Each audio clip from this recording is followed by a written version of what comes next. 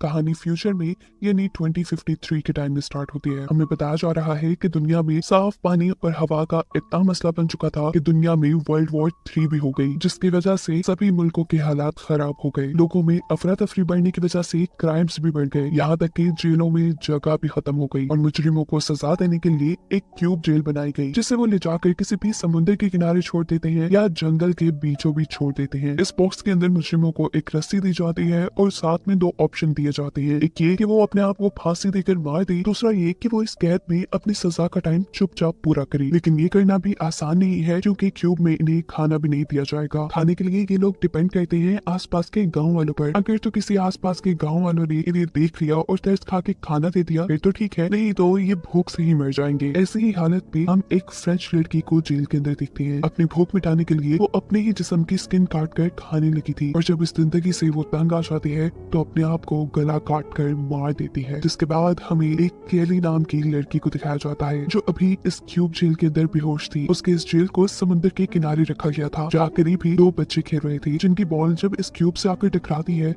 तो उस वक्त केली होश में आई। उसने अपने आप को बंधा पाया।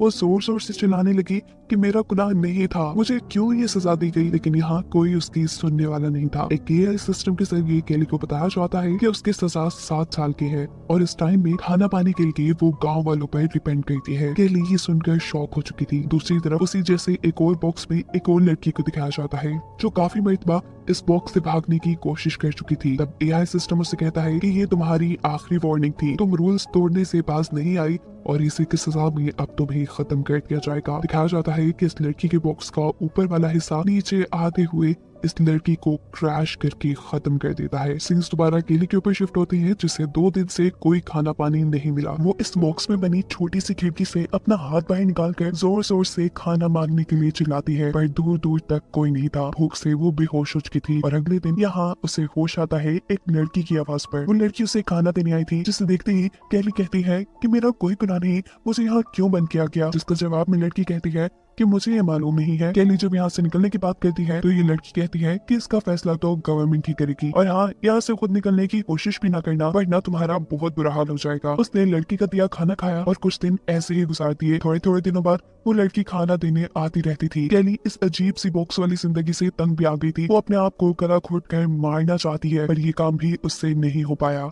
दिन गुजरते रहते हैं। आहिस्ता आहिस्ता केली को यहाँ रहने की आदत हो गई थी। उसने खिड़की से बाहर हाथ निकालकर वो बच्चों की बॉल भी उठा ली थी, जिस बॉल की वजह से उसे होश आया था। टाइम पास करने के लिए वो समुद्र की लहरों को देखती और इस बॉल से खेलती। केली ने जितने भी दिन यहाँ जेल में गुजारे थे सभी अच्छे गुजारे थे, इसीलिए एआई उसे बताता है कि उसे एक दूसरी जगह शिफ्ट किया जा रहा है, जहाँ ज्यादा लोग उसे खाना पानी देने के लिए आते रहेंगे। यहाँ जंगल में उसके पास एक लड़की आती है और उससे पूछती है कि तुम क्या कर रही हो। केली बताती है कि मैं मेडिटेशन कर रही हूँ, जिससे मुझे यहाँ रहने में हौसला मिलेगा। मुझे 7 साल की सजा हुई है। ये लड़की अब उससे पूछती है कि तुमने शेक्सपियर के बारे में सुना, ये किताब ले लो, इसे पढ़कर तुम्हारा टाइम अच्छा गुजर जाएगा। जिसे केली लेने से मना कर देती है क्योंकि ये जेल के रूल्स के खिलाफ था। अब लड़की उसे खाना देकर चली गई थी। केली जब खाना खा रही होती है तो उसे पता चलता है कि लड़की ने एक छोटी सी किताब उसके खाने में छुपाकर उसे दे दी थी, जिसे वो एआई के कैमरा से छुपा लेती है, क्योंकि अगर एआई के कैमरा ने उस किताब को देख लिया तो वो रूल्स टूटने पर केली को बहुत बड़ी सजा देंगे और अभी वो कोई दर्द नहीं चाहती। एक दिन हम देखते हैं कि केली अपने पास जमा हुए पानी से नहाती है,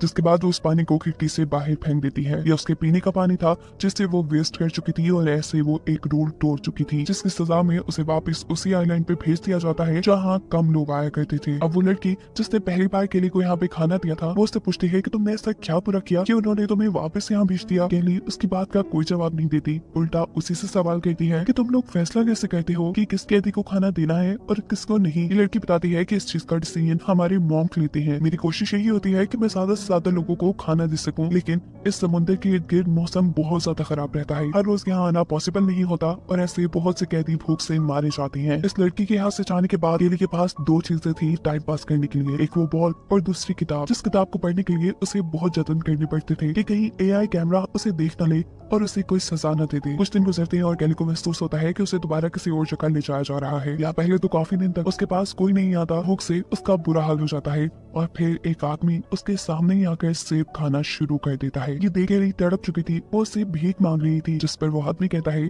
कि सेब तो मैं तुम्हें दे दूंगा, लेकिन तुम्हें इसकी कीमत चुकानी पड़ेगी। केली के पास जिंदा रहने का कोई और ऑप्शन भी नहीं था। वो इस आदमी की बात मान लेती है और थोड़ी ही देर बाद दिखाया जाता है कि एक ड्रोन आकर उस आदमी को मार चुका था। ड्रोन की गन से निकली हुई एक गोली केली के पाँव पर भी लग जाती है, पर आखिर इस सब के बदले उसे एक सेब तो मिल चुका था। वो जल्दी जल्दी इसे खाती है और जब उसने आधा खत्म कर लिया तो उसे पता चला कि इस सेब में कीड़े पड़ चुके थे।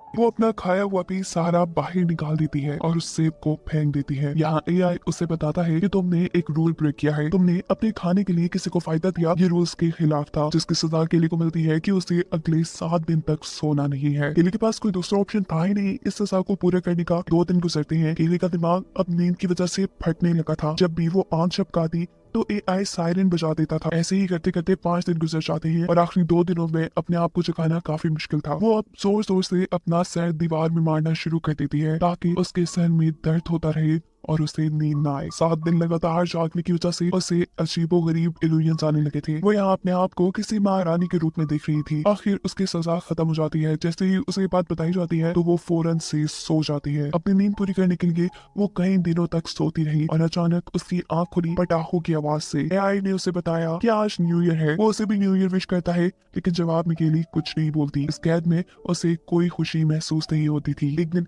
केली के पास एक बूढ़ी औरत आती है जो उसे बता रही थी कि उसने भी क्यूब जेल के अंदर 15 साल गुजारे। ये जेल कैसी दर्दनाक है वो ये बात जानती है। उसे रोज ही इस जेल के बुरे ख्वाब आते हैं। मुकेलिस कहती है कि इस जेल में रहने से अच्छा है अपने आप को मार लिया जाए। वो एक जंग लगा ब्लेड केली को देकर यहाँ से भाग जाती है, लेकिन अपने आप को खत्म करने का भी केली के अंदर हौसला नहीं था। 4 महीने गुजर चुके थे। केली अब बीमार भी पड़ चुकी थी। उसके पाँव में जो गोली लगी थी वो जख्म भी सड़ रहा था। अगले दिन वही जंगल में उस लड़की को देखती है जिस लड़की ने उसे किताब दी थी। वो आवाज देकर इस लड़की को अपने पास बुलाती है, उससे लेकर पानी पीती है और इस लड़की को बताती है कि वो अब प्रेग्नेंट है। केली उससे कहती है कि मुझे तुम्हारी मदद चाहिए, तुम चाहे मुझे यहाँ से निकाल लो या फिर इस बच्चे का ख्याल रखने में मेरी मदद करो। जब केली यहाँ से निकलने की प्लानिंग कर रही थी तो एआई दोबारा सायरन बजाना शुरू कर देता है, जिसका मतलब था कि केली ने एक और रूल तोड़ दिया है, जिसकी अब केली को कोई ना कोई सजा मिलेगी। वक्त गुजरता है और 6 माह बाद हम केली को उसी जेल में उसी तरह पड़ा देखते हैं। एक आदमी केली के पास आकर पूछता है कि यार तुम्हें आसान मौत चाहिए। केली पूछती है ये कैसे, जिस पर वो आदमी